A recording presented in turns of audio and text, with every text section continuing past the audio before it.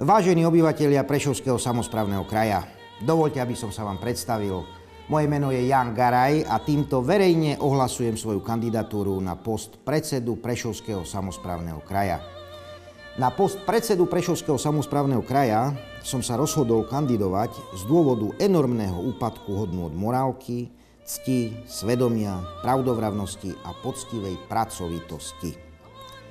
Postupné vyzretie mojej osobnosti ma priviedlo k odhodlaniu a rozhodnutiu postaviť sa proti týmto rozvratným spôsobom riadenia.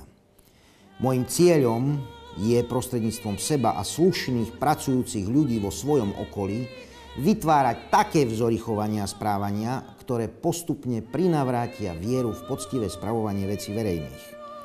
Pokiaľ si my všetci nenastavíme zrkadlo svedomia, ako budeme my a naše deti žiť za 20, 30, 50 rokov v tomto kraji, neostáva nám žiadna nádej na pokojné prežitie, radostné spolunažívanie a tvorbu pozitívnych hodnôt v našom regióne.